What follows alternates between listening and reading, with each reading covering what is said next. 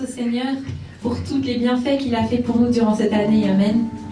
Amen. Amen. On va chanter sa fidélité. À jamais, notre Dieu est fidèle.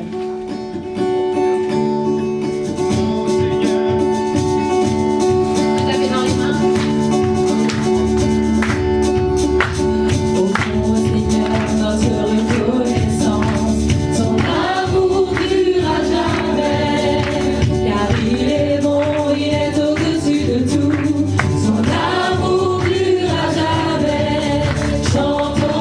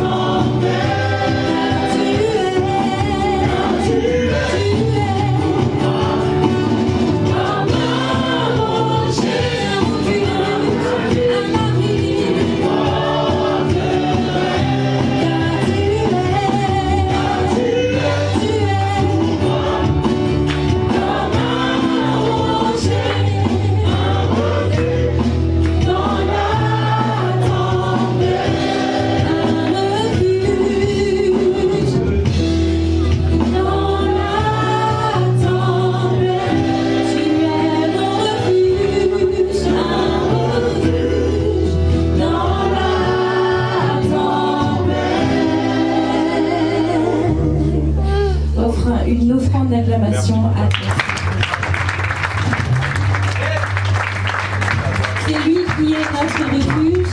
C'est vers lui que nous nous confions. Et c'est lui qui demeure puissant dans nos vies. Il a été puissant tout le long de cette année. Mais je sais qu'il est puissant dans ta vie, dans ma vie, aujourd'hui, jusqu'au 31 et pour l'année 2020. Amen. Jésus, tu es puissant. Jésus, tu es puissant. Le vainqueur de l'avant. Tu déplaces les montagnes.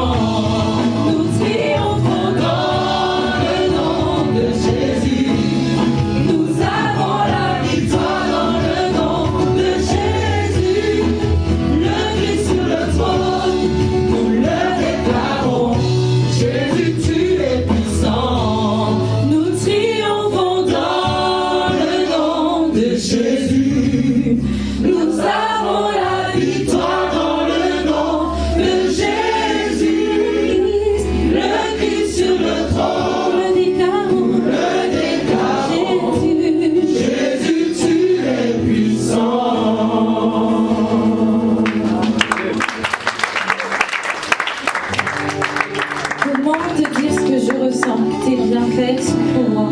Du fond de mon âme coulent des larmes qui traduisent mes silences. Comment te dire ce que je ressens? Tes bienfaits sont trop grands. Du fond de mon âme coulent des larmes qui traduisent tous mes silences.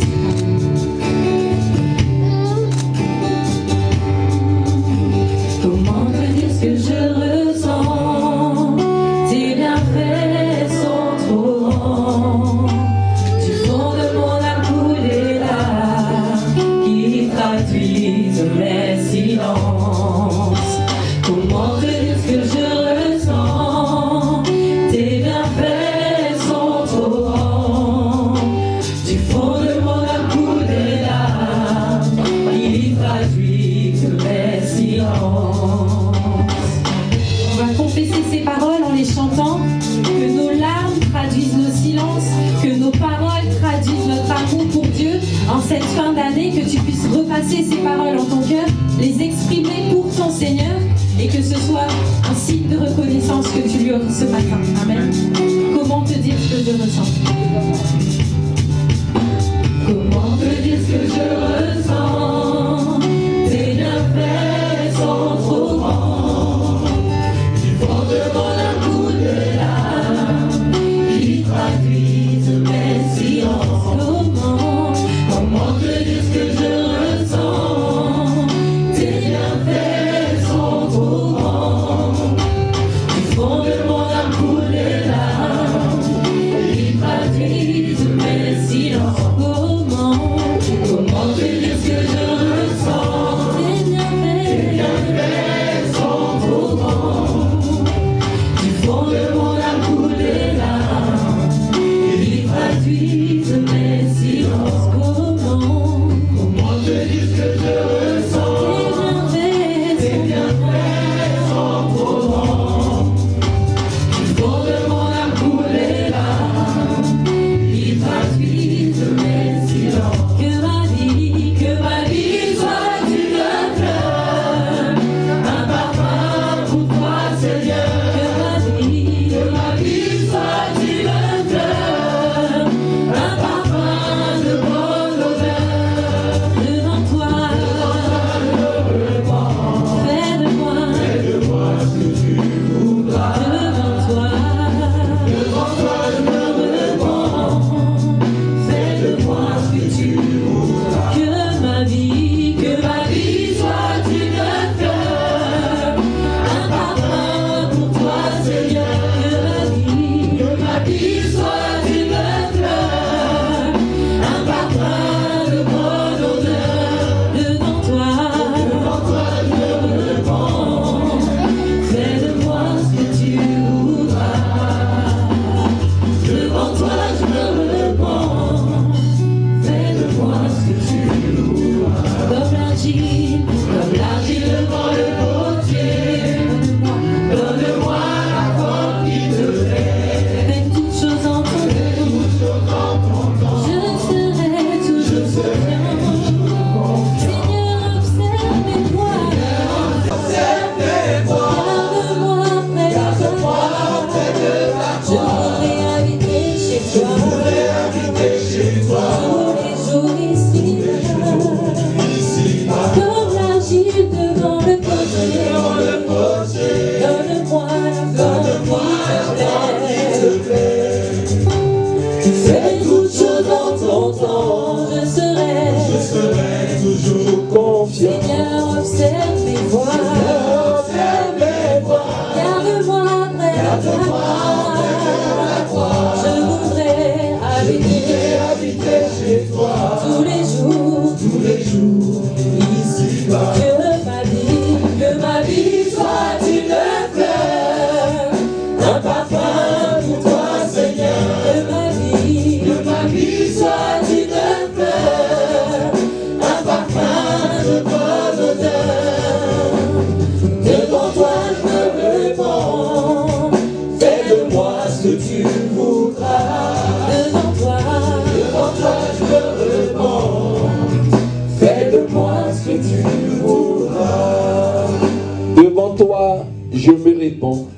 Fais de moi ce que tu voudras. On va le rechanter, mais Le compositeur de ce chant a fait un jeu de mots.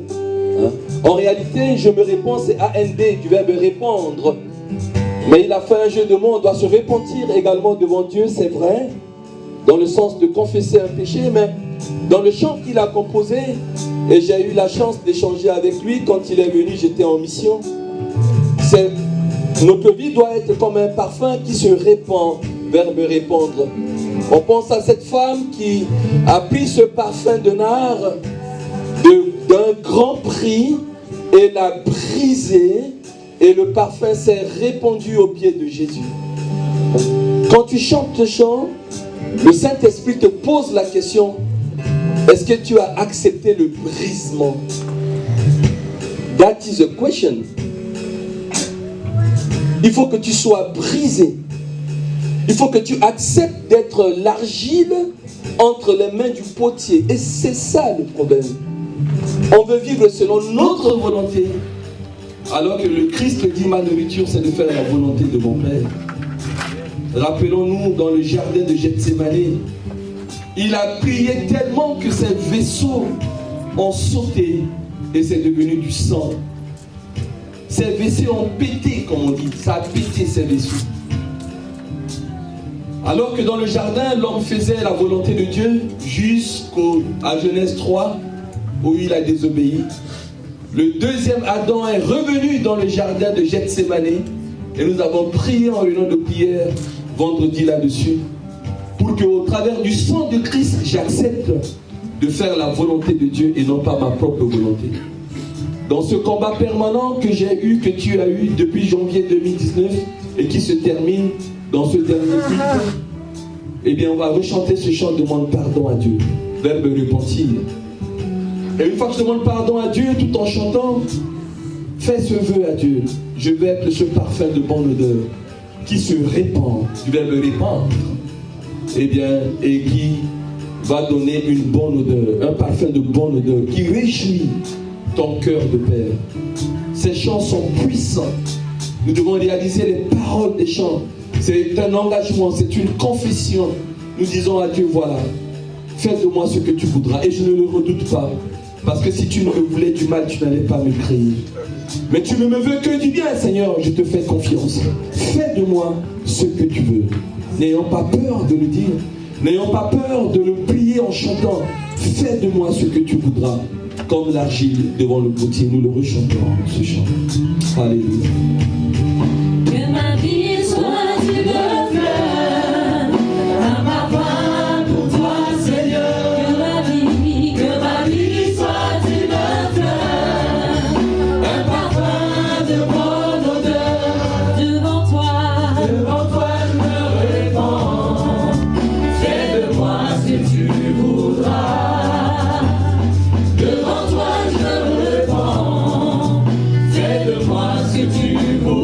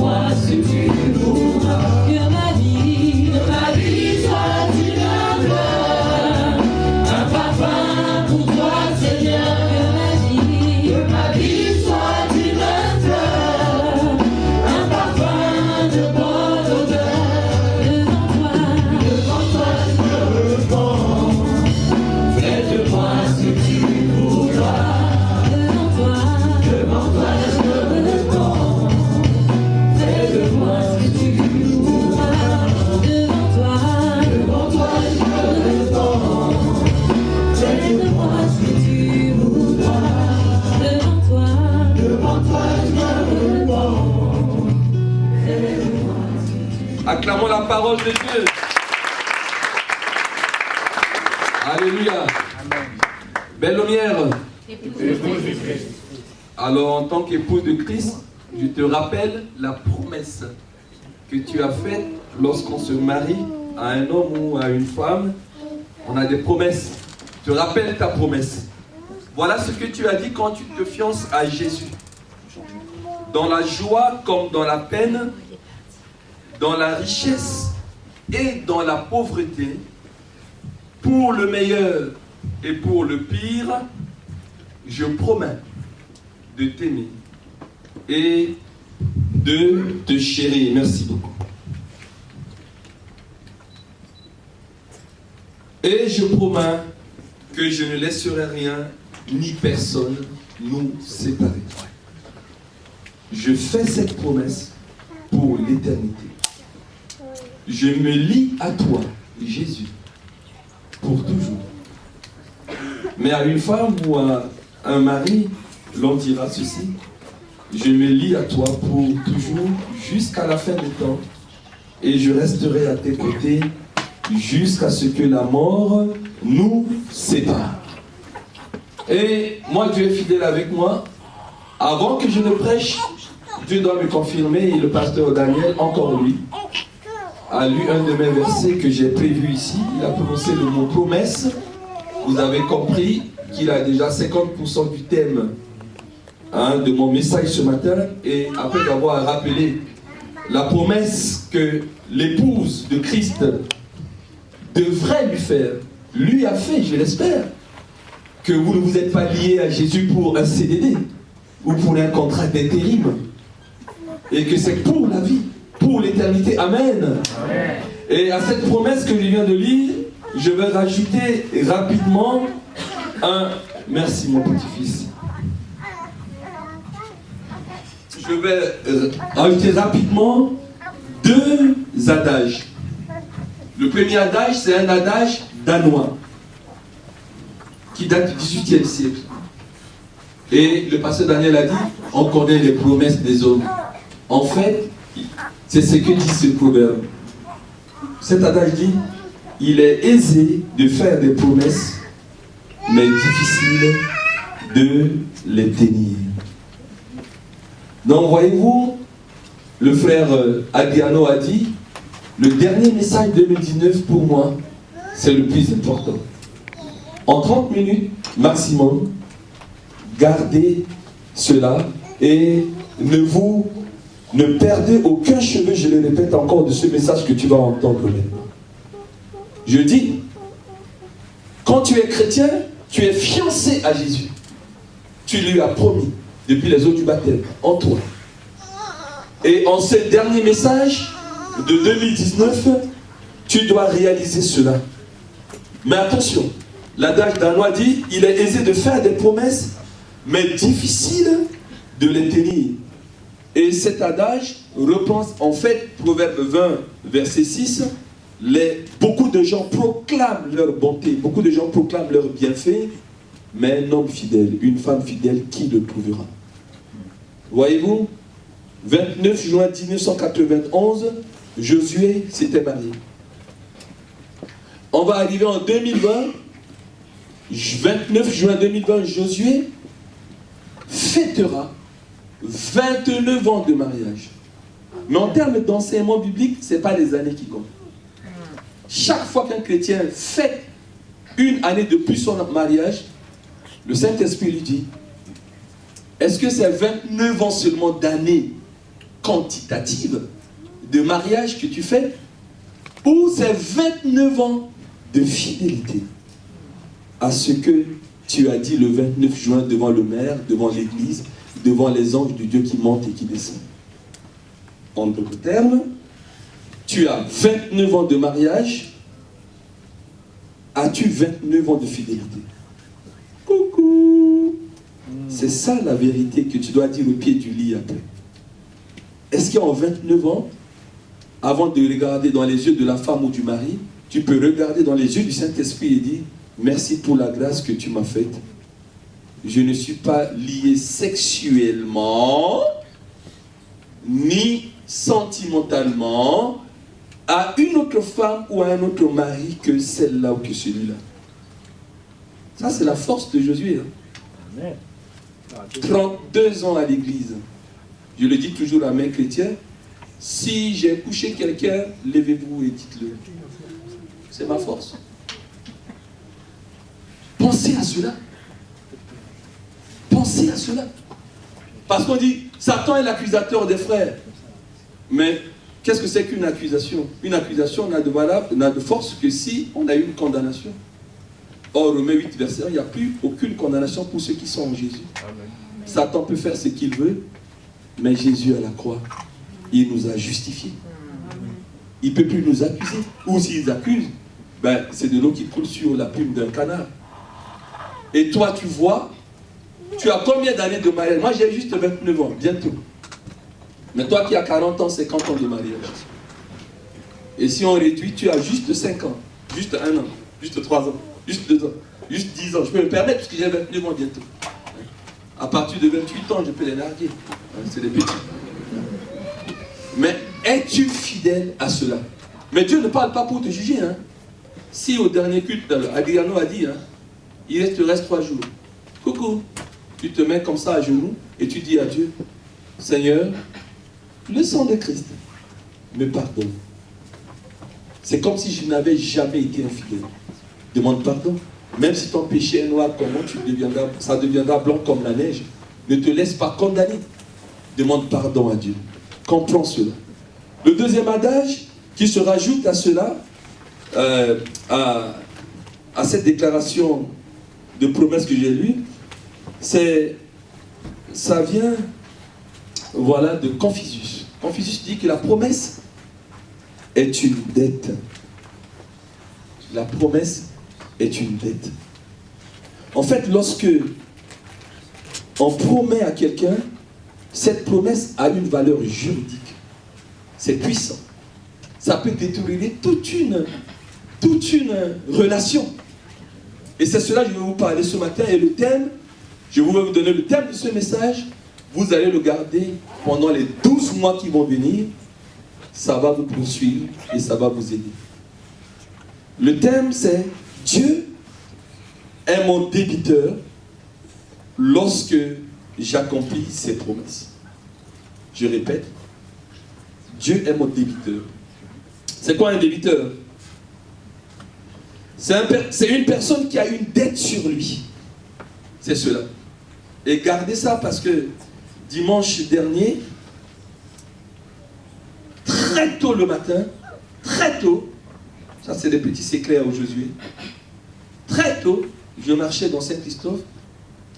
Ça c'est une information pour le pasteur Nathanaël. J'ai marché à côté de sa maison, je l'ai béni au passage. Ça m'avait donné une révélation. Il a dit, tu vois, dans l'année qui vient, tu considéreras Dieu comme ton débiteur. Il te doit. Et on a fait, Dieu m'a présenté une échéance, puisqu'il me doit. Il a fait une échéance pour payer ses dettes envers moi. Et tout ça, j'ai dit, mais tiens, c'est quoi? Alors j'ai compris que c'était le message que je devais amener ce matin. Dieu est mon débiteur. Débiteur, c'est une personne qui a une dette sur lui. Et comme je le dis, Confucius a dit que la promesse est une dette, chose promise, chose due. Quand je dis à mes enfants, je rentre dans le vif du sujet rapidement, puisqu'il me reste 20 minutes. Dès que vous décrochez le bac, je vous fais une promesse, je vous promets un cadeau. Lequel, j'ai dit à tous mes enfants, c'est de vous payer le permis de conduire. Dieu merci. Il y en a 3 qui sont là. Elles ont toutes eu le bac. J'ai tenu à cela. Dès qu'elles ont eu le bac, j'ai payé le permis de conduire parce que mes enfants ont réalisé cela. Et donc, je deviens automatiquement débiteur envers elles. Voilà. Mes 3 filles ici, je vous ai payé tout le permis parce que je vous ai promis. Vous avez le bac, je vous paye le permis. Et c'est comme si j'avais contracté une dette, je me dois de leur payer cela. C'est pourquoi on dit que la promesse est une dette. Point 1, ce que le pasteur Daniel dit, ce que le proverbe danois dit, que c'est tenir les promesses, ça ne concerne pas Jésus. Notre Dieu, Il tient toujours et toujours à ses promesses. Jérémie chapitre 1, verset 12, il nous est écrit que quand Dieu parle, qu'est-ce qu'il fait? Il veille sur sa parole pour l'accomplir. Dieu n'est pas un homme pour oublier. Un autre adage dit que, attention, la promesse qui est faite la nuit est comme du beurre. Après, ça se dissout le jour quand le soleil se lève. L'homme oublie même. Parfois, tu dis à quelqu'un, tu m'as promis. Ah bon? Il a oublié. Mais Dieu, quand il parle, il veille sur sa parole pour pouvoir l'exécuter. Et Hébreux chapitre 10, verset 23 est beaucoup plus clair. Il nous est dit, l'auteur de l'Épître Hébreux dit, celui qui a fait la promesse est... Coucou, soyez avec moi, vous connaissez votre Bible. Celui qui a fait la promesse est fidèle. Celui qui a fait la promesse est fidèle. Donc on peut lui faire confiance. Vous savez que la Bible regorge de beaucoup de promesses. Et Dieu est un père pour nous, un père pour vous. Et comme un père, je suis un papa. Je peux acheter de quoi manger à mes enfants, etc. sans leur promettre. C'est ma responsabilité de père. Alors pourquoi est-ce qu'un père va faire une promesse à votre avis? Parce qu'une promesse est comme une pédagogie d'encouragement pour que l'enfant persévère, pour réussir dans les combats de la vie. C'est un stimulus. La promesse dope. La promesse permet d'aller jusqu'au bout. Je vais rentrer dans certaines révélations encore. Révélation, c'est quelque chose qu'on ne t'a pas enseigné, que le Saint-Esprit t'enseigne directement. Quand Dieu a créé l'homme, Genèse chapitre 1, Genèse chapitre 2, il n'y avait pas de promesse. Il n'y avait pas à promettre. Lisez Genèse 1, Genèse 2. À 1h du matin, ma femme me faisait bisous. Tu ne dors pas? Il dit, j'ai quelque chose à vérifier dans Genèse 1, chapitre 2 et Genèse 2. Je suis en train de vérifier quelque chose. Le Saint-Esprit me le dit. Il n'y a pas de promesse quand Dieu a fait l'homme et la femme. C'était tellement naturel. Il n'avait pas à leur promettre. Vous lisez Genèse 1, Genèse 2. Arrivé au Genèse 2 au verset 16, il va donner juste un ordre, pas une promesse. Mangez de tous les arbres qui se trouvent là, sauf l'arbre de la connaissance du bien et du mal. Parce que le jour où vous allez en manger, vous allez mourir. Ce n'était pas une promesse, c'était un ordre de Dieu. Il n'y avait pas la promesse. Ça veut dire que la promesse est née, et on le verra tout à l'heure, à partir du moment où l'homme a désobéi. Tout a été chamboulé. Il y a eu des problèmes. Et donc la promesse va venir comme une pédagogie, un encouragement, parce que les choses sont dures. C'est important. Moi, je suis quelqu'un, je ne sais pas vous, mais j'ai eu un papa instituteur, une maman institutrice. J'étais réglé comme ça, voilà.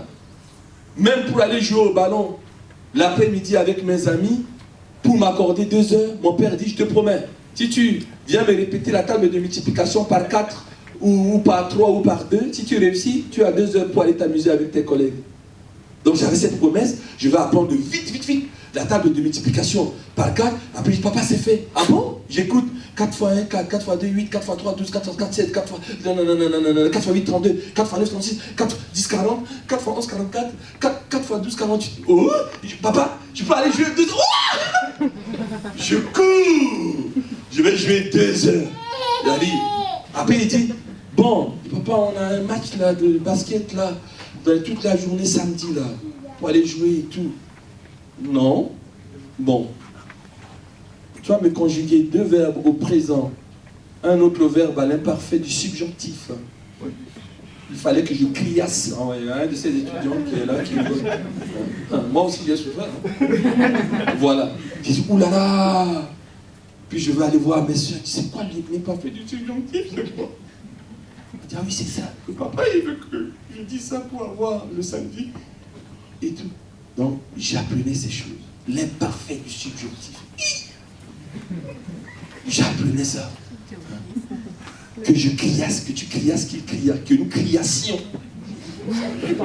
Que vous criassiez, qu'il criasse. Un français bizarre. On ne sait même pas à quel moment on va l'utiliser dans la vie. Mais c'est une préoccupation d'enseignant. Papa, on n'utilise pas ce genre de français. Non, non, non! C'est ça le français. Et quand je finissais d'apprendre mon parfait de subjonctif, et bien je pouvais avoir toute une journée. Et le Saint-Esprit me rappelait ça il y a une semaine. Il dit voilà, Dieu c'est ça. C'est le Dieu de grâce. Est-ce que ce matin, on a mérité le souffle de vie? Coucou. Beaucoup sont morts. Dieu nous fait grâce, on ne mérite pas. Mais dans la vie de tous les jours, il va nous promettre quelque chose comme pour nous encourager. Moi, je vous assure, j'ai un bac plus 5, mais je n'aimais pas l'école. Je trouvais que l'école était une persécution. Je voulais jouer au foot, m'amuser, me bagarrer, c'était des bons exercices, hein, etc. et tout. Mais faire des 400 coups, mais oui, les jeunes écoles, on est de même nature. Toi aussi. Voilà, ça c'est vrai, jeune homme. Hein. Comment je t'appelle? Hein? Oliver. Moi j'étais comme ça. Hein. Je voulais aller jouer au foot et tout. Et puis mon père, là, l'école. Et j'ai toujours à mes enfants, je voulais dire d'avoir le bac. Mais mon père n'a pas dit ça. Il ne m'a pas dit d'avoir le bac, il m'a dit d'être premier de la classe. Toute ma vie, depuis que je suis à l'école. Si je suis deuxième, monsieur il tire une tranche là. Il m'appelle Josué. Et si je suis premier, il m'appelle John. Il dit John! Il retrouve ses amis, il dit, mais tu sais que John est premier de la classe. Il rencontre ses amis, tu sais que mon fils, il est premier de la classe. Donc, toute ma vie jusqu'en première, père à son âme, il est mort en classe de première. Mais j'ai toujours des palpitations, puisqu'il y a 3 compositions dans l'année, dans ce pays d'Afrique. Premier trimestre, deuxième trimestre, troisième trimestre. Il faut que je sois premier dans tout ça. Hein. Sinon, monsieur n'est pas content. Et Dieu, c'est pareil. Lorsque tu accomplis sa promesse, il devient débiteur dans ta vie. Comprenez cela. Et il met la promesse pour nous encourager, parce que ce n'est pas facile. Notre chair aime le péché, n'est-ce pas? Et Dieu va te dire, obéis. Si tu obéis, il y a ça. Alors je vais vous donner, juste rapidement, puisqu'il me reste 13 minutes, tu calcules l'heure, vous donner un truc rapide. Je laisse tout ce que je peux vous dire. On reviendra dans un enseignement tout tard. Genèse 1, 2, pas de promesse. Genèse 3, l'homme désobéit. Genèse 4, la partie, l'homme commence à mettre au monde, à Caïn et Abel. Ils commencent à se tuer, déjà, etc. La perversité est venue dans le monde. Genèse 5, on mange la descendance. Et Genèse 6, Dieu se fâche. Il regrette même d'avoir fait l'homme. Coucou, Dieu regrette d'avoir fait l'homme. Et il va balayer le monde entier par une inondation, par l'eau. Il ne restait que 8 personnes qui sont restées en vie à partir de Noé. Il nous a dit, Genèse chapitre 6, verset 1, Noé trouvait grâce. Il n'y avait pas encore la promesse. C'est l'homme de la grâce, Noé. Il n'a rien mérité. Il a trouvé grâce. C'était gratuit. Mais après, on va voir, ça s'appelle en théologie la loi de la première mention. Je vous l'avais déjà enseigné cela. La première fois qu'on a utilisé le mot grâce, c'était avec Noé, Genèse 6. Ben, la promesse qui incarne la promesse quand on lit Genèse, c'est qui? Abraham.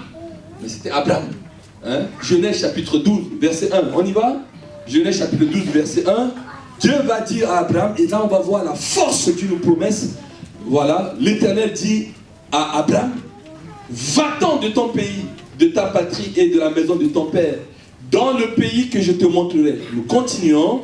Je ferai de toi le futur, je ferai de toi une grande nation, au notre futur, et je te bénirai, pas je te bénis là maintenant, et je te bénirai, on continue avec le futur, je rendrai ton nom grand, et tu seras une source de bénédiction. Nous continuons.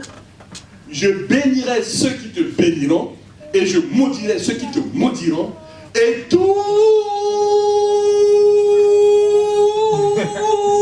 les familles de la terre, européenne, africaine, japonaise, chinoise, toutes les familles de la terre seront bénies en toi. Waouh! Quelle La condition sine qua non, parce qu'une promesse est souvent ressortie des conditions, c'est qu'il soit, c'est quoi? Va-t'en de ton pays. Et si cet homme-là, il obéissait, il accomplit cette promesse, Dieu est tenu de veiller à sa parole, Dieu est tenu de tenir parole, Dieu est tenu. Si vous comprenez cela, ça va changer vos prières en 2020, hein, à partir de ce soir d'ailleurs. Parce qu'on dit oui, Dieu bénit celui-là, il bénit cela, on ne sait pas à quel moment Dieu bénit. En fait, il fait grâce à qui il veut. L'enseignement ne dit pas ça. Il fait grâce à qui il veut, mais lorsque je m'approprie la promesse de Dieu et je l'applique, qu'il fasse ce qu'il a dit. Amen. Amen. Amen. J'exige de Dieu. Et ça change comme c'est quoi Jésus a dit. Je sais, Père, que tu m'exauces toujours. Parce qu'il fait la volonté de son Père et les promesses qui sont liées à cette volonté, il dit, je sais que tu m'exauces toujours. Tu es quelqu'un qui tient à l'accomplissement de tes promesses. Celui qui a fait la promesse est fidèle. Ce que je veux, c'est qu'en ce dernier message, votre manière de prier change complètement. Et que vous ayez de l'assurance dans l'exaucement. Vous savez que ce monsieur qui s'appelle Dieu vous doit. Et quand quelqu'un vous doit, vous devez porter plainte au tribunal de grande instance de Pontoise contre Dieu. C'est clair. Moi, je m'apprête à porter plainte contre Dieu si jamais il n'accomplit pas une promesse que j'ai accomplie. C'est cela la parole de Dieu. C'est pas autrement. J'exige de mon papa qu'il mette en pratique si j'ai accompli quelque chose.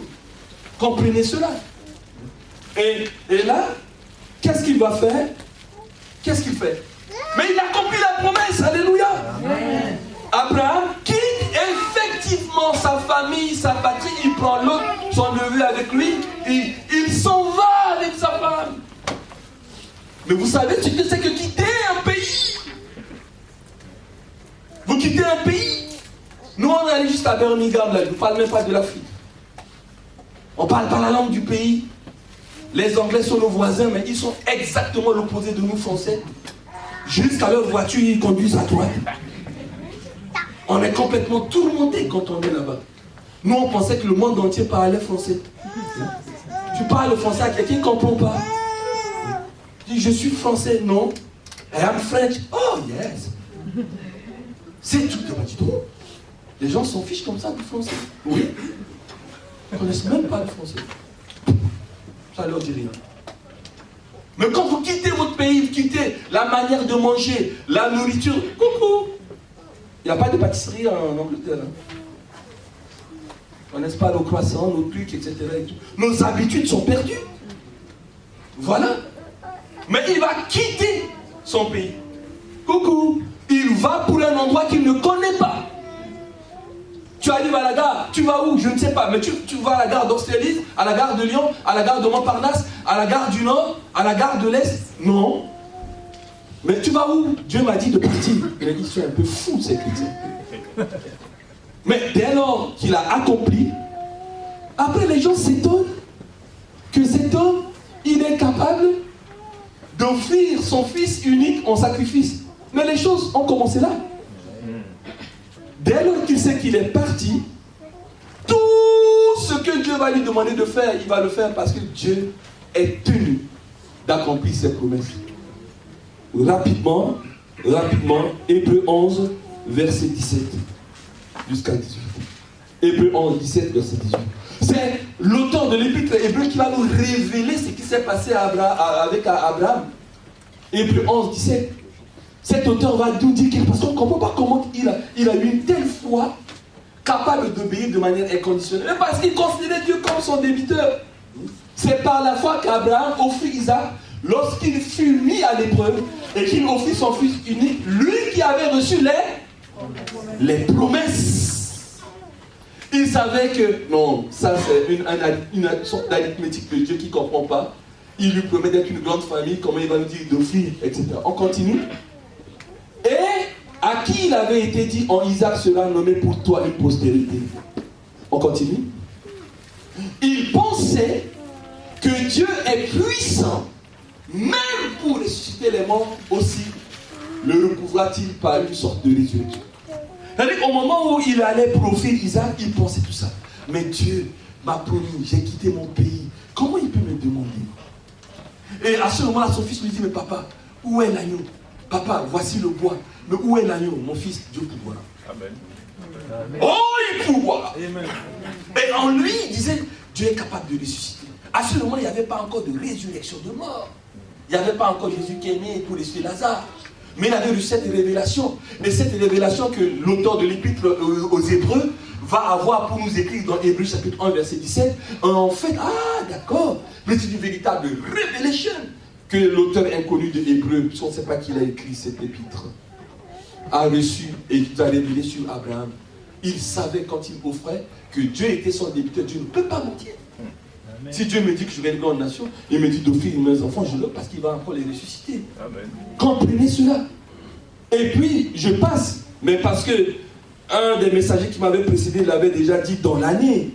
Hein, elle nous a déjà donné cet autre verset de 1 Samuel, chapitre 17, verset 25 à 26, vous lirez à la maison, où Dieu a promis à Élie et ses enfants qu'ils seront des sacrificateurs, ils vont le servir. Et les enfants d'Élie commençaient à faire du n'importe quoi. Et donc, quand tu ne remplis pas la condition de la promesse, tu ne peux pas exiger de Dieu qu'il soit ton débiteur. Et donc Dieu a dit, ben, ça va de soi, hein, Élie. Puisque vous faites n'importe quoi, ma promesse s'annule.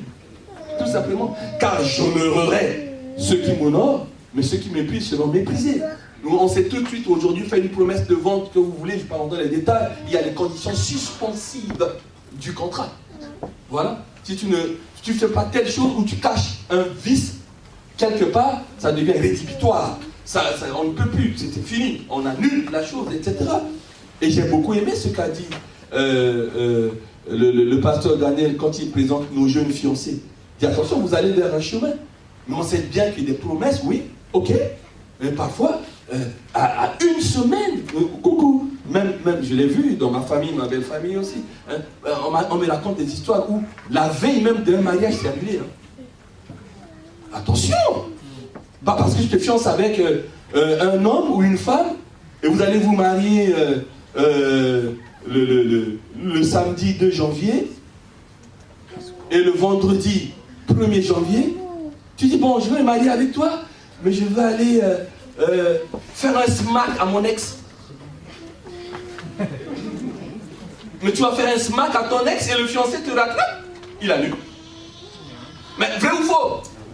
Mais vrai ou faux? Il annule. Il va y avoir un fait qui va faire que ce mariage n'aura pas lieu. C'est tout. Mais si nous les hommes, nous sommes aussi exigeants que de foi Dieu. Ah, il faut veiller au terme. Hein? Vous êtes en train de partir à la mairie. Vous arrivez à la mairie, le maire est là. Tu dis, oh non, je vais aller faire pipi. On est en train de t'attendre. Le fiancé dit, j'en ai marre, je vais appeler ma future femme. Il ouvre la porte, vous êtes en train de coucher avec un homme. Est-ce qu'il va se marier avec vous? Mais j'exagère les exemples extrêmes. C'est que nous annulons lorsque nous n'obéissons pas, lorsque nous ne respectons pas les termes du contrat. Et donc, du coup, on est faible dans nos prières. On ne sait plus si Dieu a promis, mais allez au CLC, hein. Vous avez des livres, voilà les 400 promesses de Dieu, voilà les 600 promesses de Dieu, voilà les 1 milliard de promesses de Dieu. La Bible n'est que des promesses. À partir d'Abraham, vous allez voir que la pédagogie de Dieu, c'est de promettre, de promettre, de promettre, de promettre, de promettre. Oh là là, il est l'heure. Bon, c'est pas grave. Mais je vais quand même parler de David. Ça, c'est très important. Je ne peux pas zapper là-dessus. Tout le monde parle de David, le combat entre le petit David et le costaud Goliath. Mais vous savez ce qui a encouragé le petit David à affronter Goliath? C'est la prise de connaissance d'une promesse qui est liée à ce combat. En fait, Goliath sortait tous les matins, narguait le peuple de Dieu, insultait le nom de Dieu. Il a dit, si vous avez un Dieu, que quelqu'un vienne se battre avec moi. Or, David, il était venu donner de quoi manger eh bien, à ses frères qui étaient là. On lit 1 Samuel 17, c'est parti, verset 25 à 26. 1 Samuel 17, verset 25 à 26. Et il va dire, quelles sont les promesses qui sont liées à quelqu'un? Chacun disait, avez-vous avancé cet homme Goliath? C'est pour jeter à Israël un défi qui s'est avancé. Coucou! Si quelqu'un le tue, le roi le comblera des richesses. Première promesse, richesse. Il lui donnera sa fille. Oh, il va devenir gendre du roi. Il va faire partie de la belle famille royale. Promesse. Et il affranchira la maison de son père en Israël. On discutait avec mon ami Fedora dans la voiture, très intellectuel. Quel est le premier pays qui a été affranchi de l'esclavage? Il m'a parlé d'Haïti en 1800 combien? En 1804, on a des échanges très intellectuels avec eux. C'est-à-dire, on va être affranchi de cela. Tes parents ne seront plus esclaves. 3 promesses. Et on continue. David dit aux hommes qui se trouvaient près de lui. Vous voyez, il est intéressé. Que fera-t-on? Ça l'intéresse. Il veut qu'on le lui répète. Il dit, que fera-t-on à celui qui tuera ce Philistin et qui ôtera le peuple de dessus Israël? Qui est donc ce Philistin incirconcis pour la suite de la main du Dieu vivant? Continue. Le peuple répétant les mêmes choses, c'est-à-dire les 3.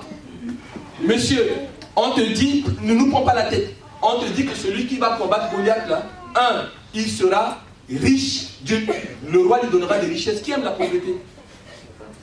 Qui aime la pauvreté, ça tant pis pour vous. Hein. Peut-être que vous êtes masochiste. Personne n'aime la pauvreté. On va te donner des lingots d'or, etc. Waouh! Et puis deuxièmement, il va prendre sa fille, la fille du roi, et il va donner à cet homme.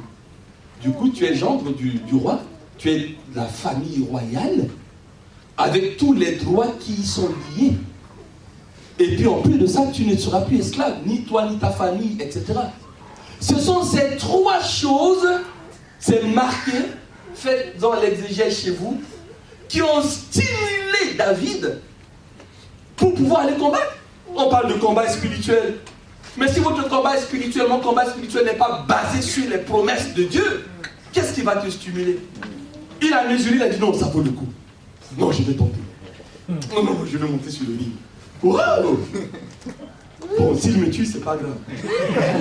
Mais si je gagne, je vais acheter une Maserati. Je vais acheter un château, je serai riche et tout. Je serai la belle famille du roi, etc. et tout. Non. Je vais marcher avec des gardes-corps, etc. et tout. Ma famille sera libre, je ne serai plus des esclaves. Non, ça vaut le coup. Non, ça vaut le coup. J'y vais.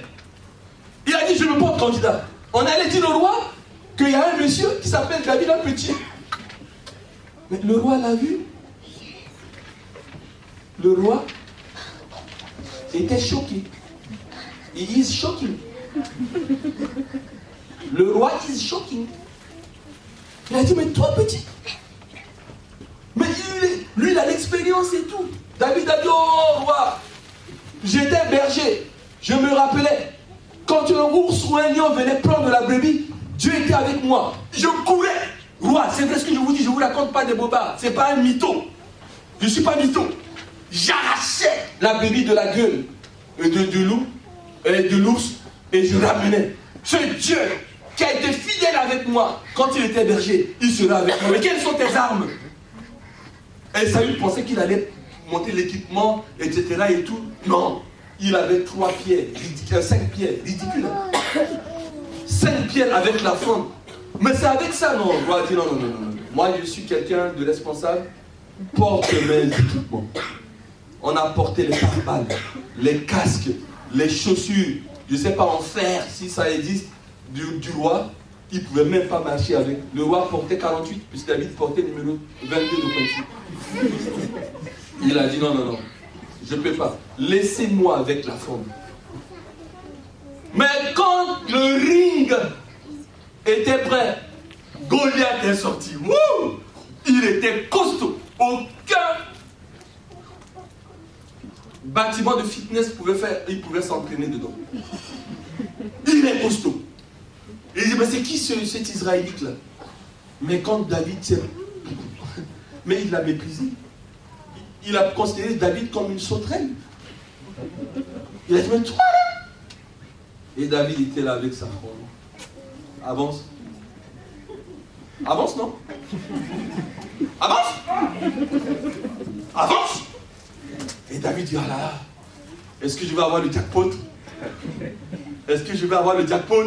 Et il s'approchait, il insultait David.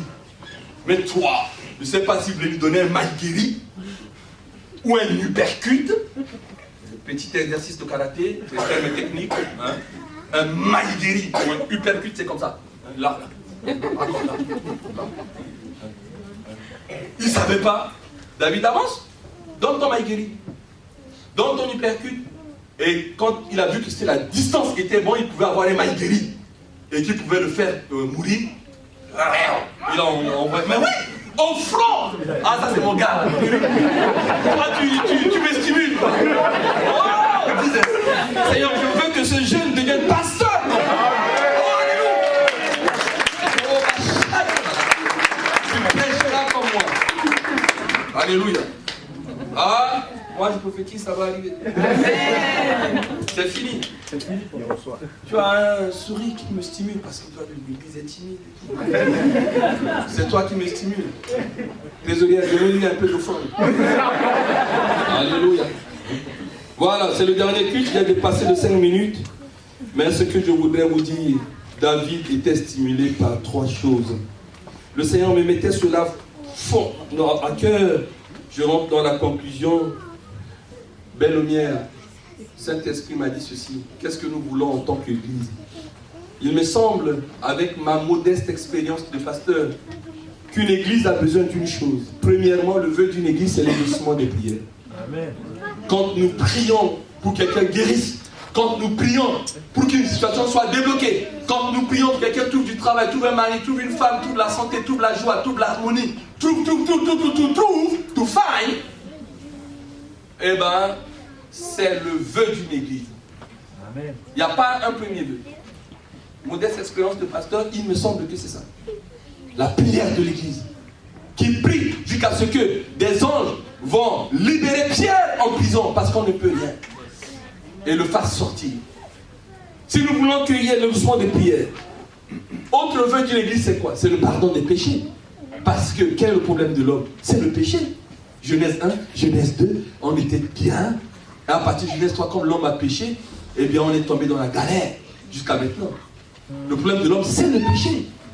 Et donc, pour que nous puissions avoir le pardon de nos péchés, la guérison de notre pays, il y a tellement de maladies dans notre pays, le chômage, le ceci, l'homosexualité, ceci ou cela, la drogue, toutes sortes de maladies dont la médecine ne peut rien faire, la drogue, etc. Et toutes des maladies d'un pays.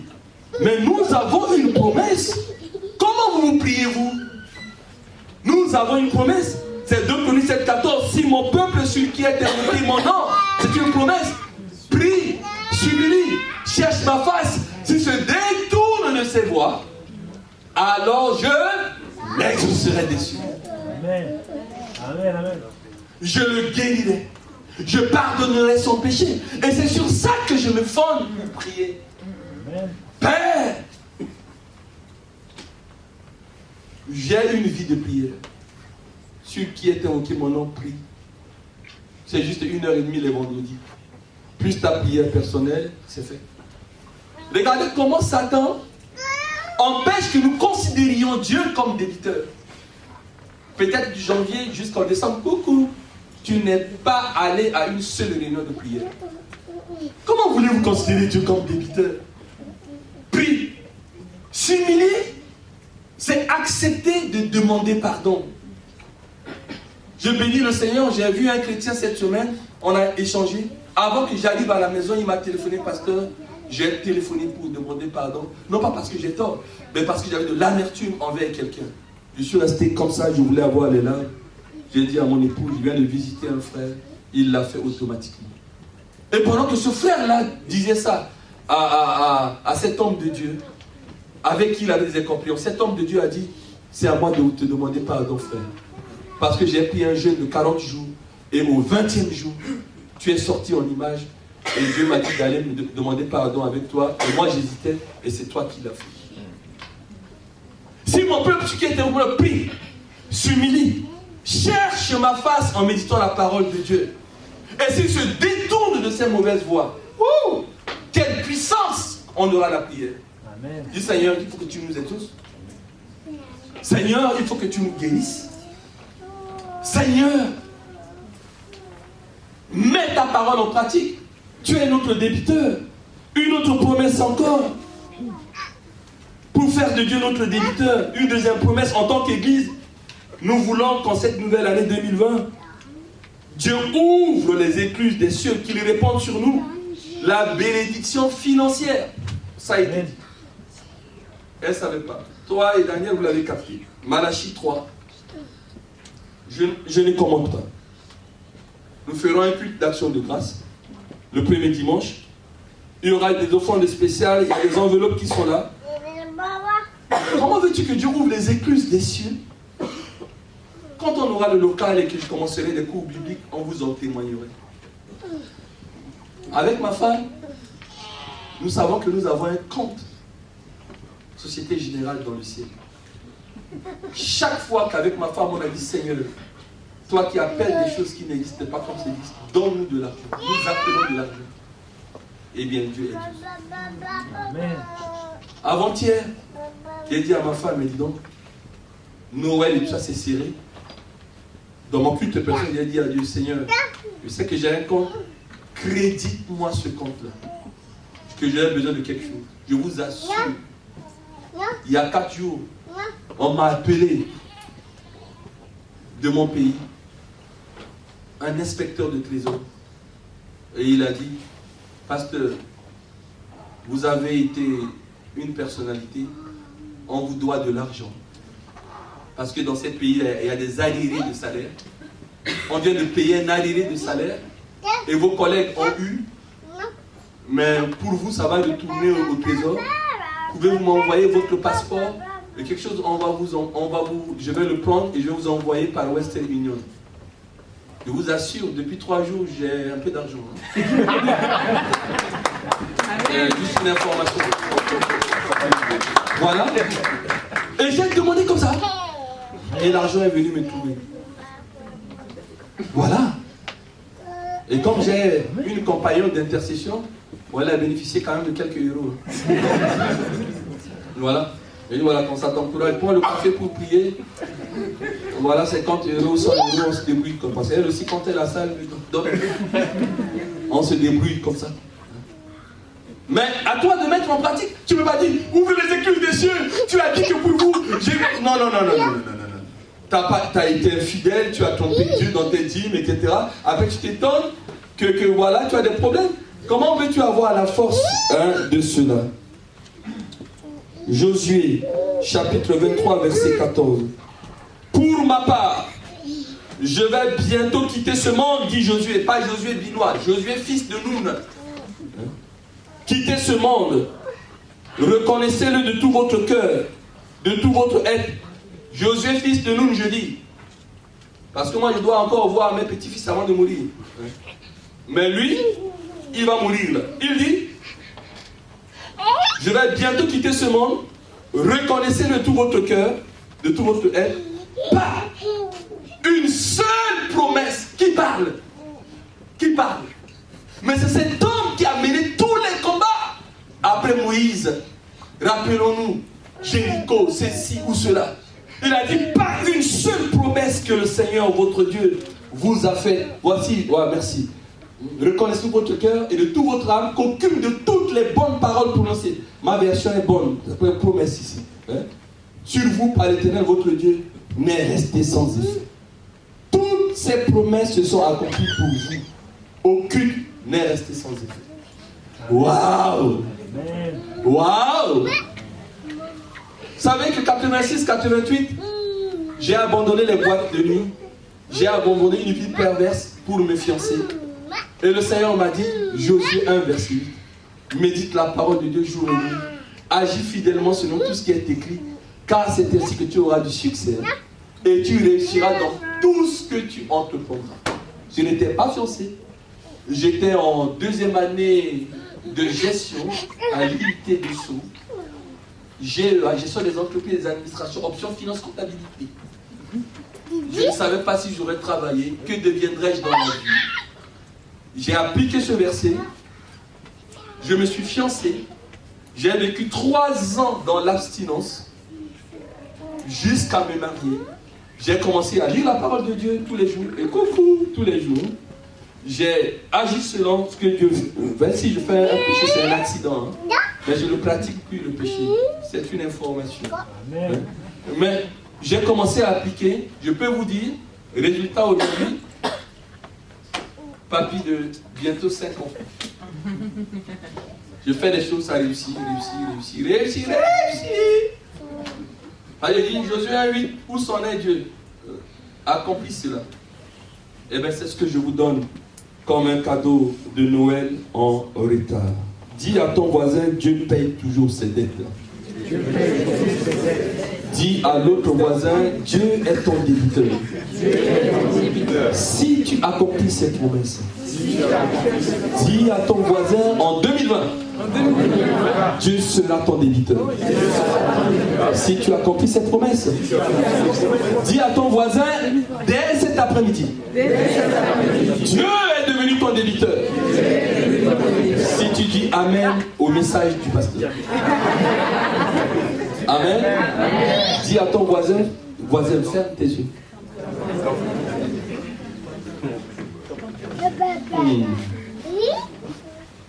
Bon, il y a des gens qui me regardent encore. C'est parce que je contrôle, hein.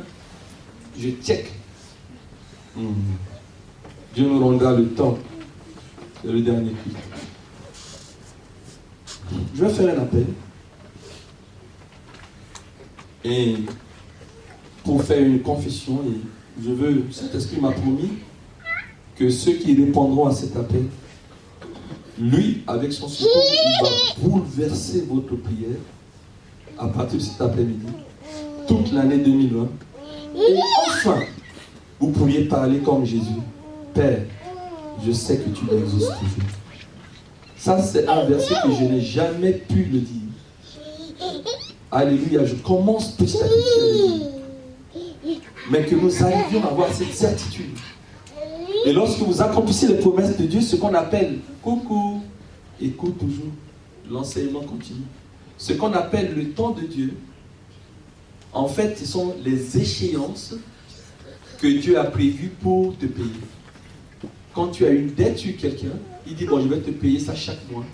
Je vais te payer tous les 3 mois, tous les 6 mois. Dieu a une échéance,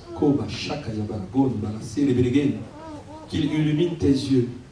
Et tu sais que Dieu a une échéance, c'est son temps. Il fait toutes choses belles en son temps. C'est un père, enfant, il m'a fait grâce de payer le permis. Tu promets à un ami à qui tu le fais, à plus forte raison de Dieu. Il a dit, si méchant que vous êtes, vous n'êtes pas capable, vous êtes incapable de donner de la pierre à votre enfant qui vous donne du pain, à combien de fois que raison moi Dieu? Eh bien, quand je vais te dire maintenant, lève-toi, tu te lèves pour prendre cet engagement. Que Dieu ne te demande pas d'obéir. Mais il y a tellement de promesses dans l'obéissance. Et à la maison, tu vas le lire. Quand Dieu dit lis ta Bible, ce n'est pas pour t'embêter. C'est qu'il y a tellement de promesses sur celui qui médite la parole. Le Psaume 119 dit, il y a beaucoup de paix pour ceux qui lisent, qui méditent la parole.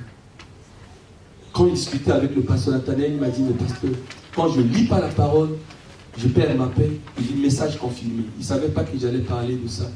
Il me l'a dit hier soir. Mais oui, il y a beaucoup de paix pour ceux qui méditent la parole. Aujourd'hui, on n'a pas la paix. Il n'y a pas la paix du cœur. Il n'y a pas la paix du cœur. Il n'y a pas la paix du cœur. Il n'y a pas la paix du cœur. Et le pasteur dit, lis-tu ta Bible? Non. Ça fait longtemps que je ne lis plus. Mais il sait que, voilà le diagnostic. Tu fumes, tu fumes, tu fumes, tu fumes, tu fumes, tu fumes, tu fumes, tu fumes. Après, tu as un problème au poumon. Le médecin le sait. Pour lui, ça ne l'inquiète pas. Il sait pourquoi. Mais il te manque la paix. Quelqu'un qui prend une seconde dans sa toilette, dans sa chambre, dans le secret, qui lit au moins une seconde un verset du jour et qui dit au Seigneur Amen, bonjour Saint-Esprit. Comment voulez-vous pas qu'il y ait la paix? Il se décharge, déchargez-vous sur moi de tous vos soucis, tous vos pardons. Alléluia. J'invite ceux qui veulent vivre cette expérience avec Dieu maintenant de se lever à leur place.